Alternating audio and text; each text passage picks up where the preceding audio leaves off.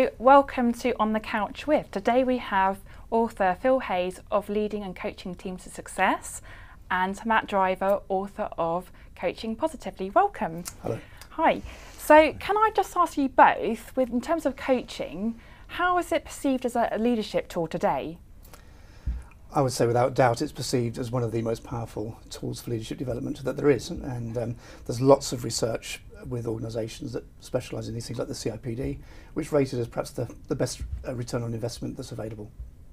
Okay, Matt? Very much so. I would say it's a challenge for many leaders as well, because many of them are used to telling, and what they're finding is that the telling style actually doesn't achieve the results they need. You can no longer tell people, they won't accept it, and the performance is actually poorer than the performance that's generated through a coaching approach. And can you expand a bit more on the telling? What does that mean? What do you mean by that? I think in many organisations and in many areas of life, managers, leaders have been used to giving instructions, micromanaging, telling people what to do. You do this, do that, and solving problems for everybody, often with good intentions.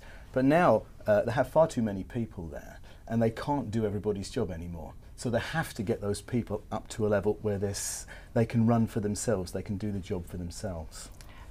I think a perspective I'd have on that is where some years ago you'd have hierarchy and authority as being the currency of management and leadership. Now you have to have influence. Okay, and also in today's economy, there's been a bit of a recession and teams are under pressure. They've had redundancy cuts. Teams and people are asked to deliver more. How can coaching help facilitate people to deliver more? Well, the pressure is enormous, and you see and hear and feel the pressure that people bring into the coaching room.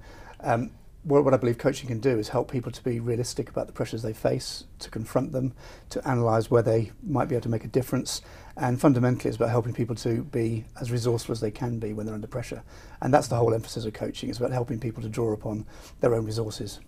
Can you give some examples of that? Sure. I mean, sometimes, for example, when people are facing crisis, they lose things like confidence. One of those big, very human kind of words. And coaching is instrumental for many people in bringing back a sense of confidence, bringing back a sense of, yes, I can do this. I've dealt with many things before.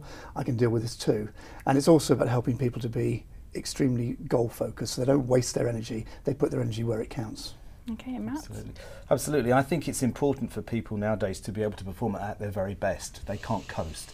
If you've got fewer people doing the same amount of work, you've got fewer managers, because management's being stripped out in many organisations, you have to get everybody performing to the best level they can. And what we've found very consistently, and there's a lot of research behind this, is that a coaching approach done properly can actually produce that level of performance, can bring people on. And have you seen examples where organisations or leaders are under immense pressure where it's affected the team dynamics, so they've gone from a high performing team and then they've suddenly kind of like collapsed as a culture? Many and frequently, and a lot recently, as a matter of fact. I'd say the last 3 or 4 years have been even tougher than the preceding 10 or 15 years. It's really tough out there. I've seen teams where they've apparently been performing very highly and they can almost implode by one or two apparently minor changes. So a change of personnel, a change of leadership, a change of task, some change of political or commercial environment can put immense pressure on teams to perform. And that's where some coaching help can really help. I think there's a danger when teams are under this kind of pressure that the person in charge, the boss if you like, defaults to a kind of tell management style, and they just do more and more of the same, and what happens is it reduces morale. People stop actually trying, they stop giving that extra bit of effort that makes the difference, and they become miserable as well. They become very unhappy places to be, so they're not fulfilling at a personal level, but neither are they delivering the business results either. So Phil, how can you turn that around? How can leaders suddenly go in, address these issues and turn it into a high performing culture? Well, it isn't sudden and it isn't easy, and there is no one single answer to that question. But I would say there are things that they can do which are likely to produce better results than other things. So, for example, they can be personally honest and display integrity so that people can trust them. They can build strong relationships in the team. They can build a sense of personal loyalty. I think the main thing they can do, though, is achieve a sense of goal focus, so that everybody in the team is clear what they're working towards. And it's something I've seen a lot are teams that struggle because they've kind of lost a sense of what they're for, and where they're perhaps charged with so many things to do that they they can't see the wood for the trees. And so a leader can help them to keep their heads up and focus on what's really important.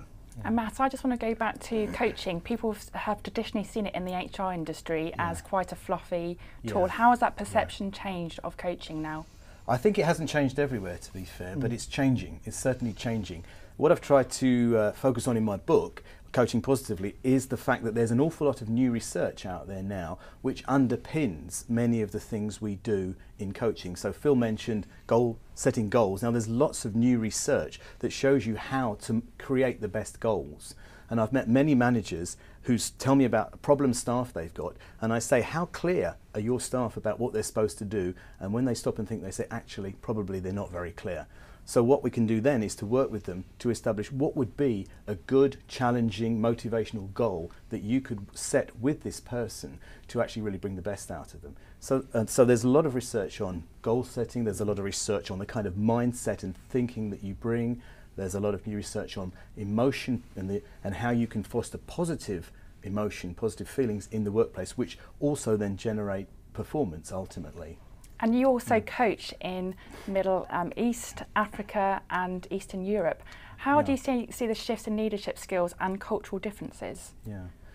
Well, in one respect it's quite similar across the globe in my experience, in the sense that when people get it, then I've worked with people from, for example, the Arab world, from the Middle East, people in Eastern Europe, many of whom come from fairly traditional backgrounds where the tradition was to tell. There were authority figures who would tell you what to do.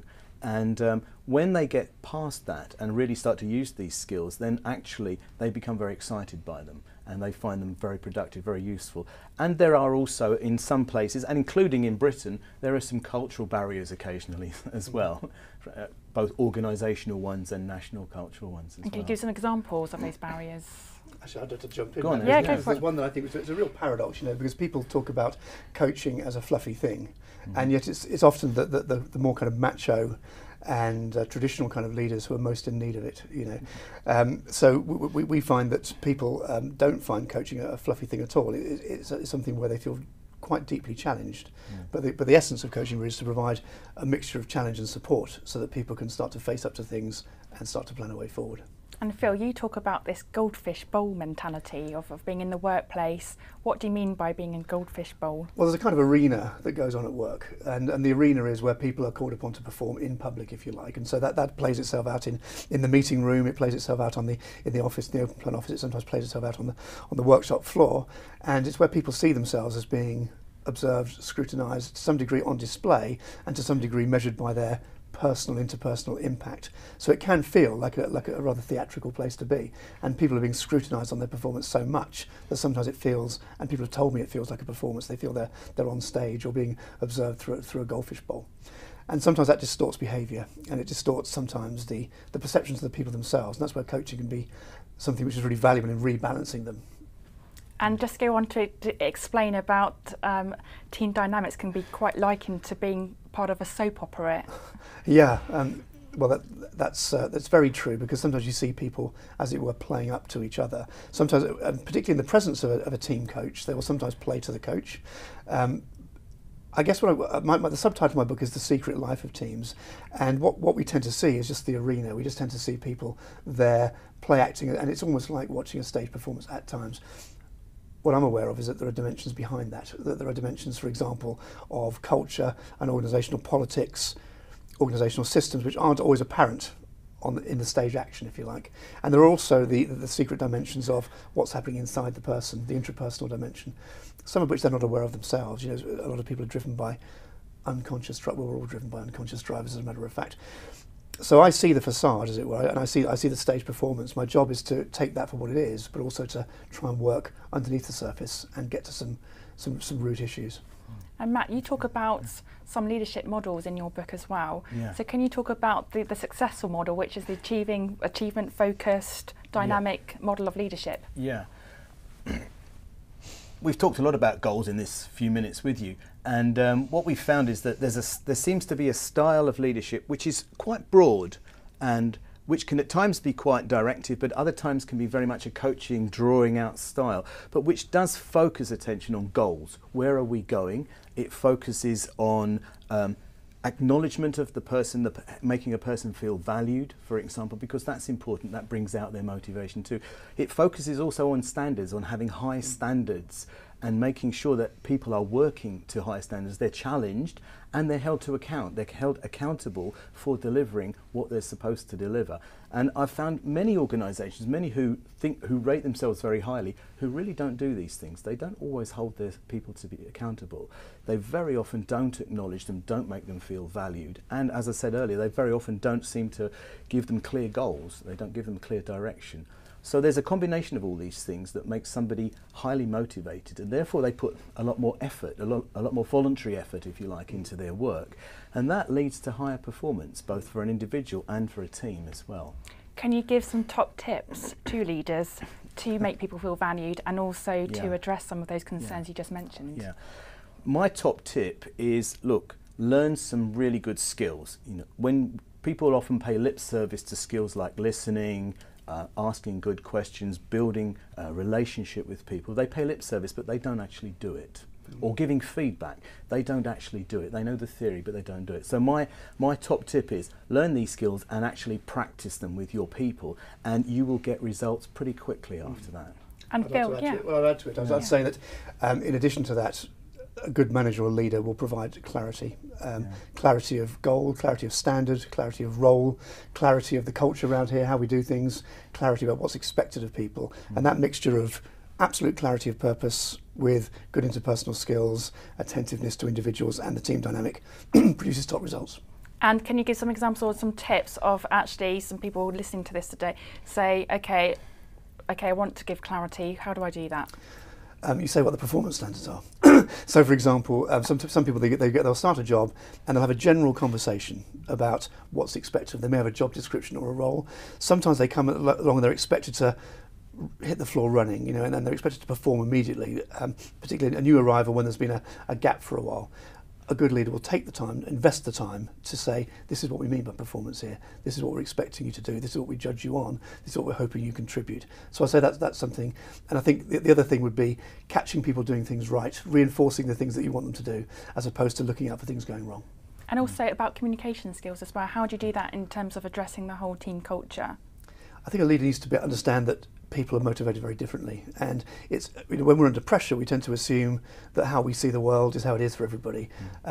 It's really important for a leader in particular to keep a perspective which says, I know that person A is going to be somewhat different in their outlook to person B, and to keep the attention focused on how the individuals are operating within the whole team structure. Matt, do you have any last words of wisdom? I think my last word of wisdom is that you should be real and you should connect with your people, and there's nothing to beat actually having a good human relationship with them. And so many places I see that doesn't exist. And the research again says the quality of the relationship you have with your boss is fundamental to your performance ultimately. The same goes for the relationship that a coach has with their client. We've got a lot of theory here and a lot of accounts of things that have happened. At the heart of coaching and team coaching is a very human relationship. It's not an abstract process. Thank you very much for your time today. Thank you. Well, thank you. Thank you. Thanks.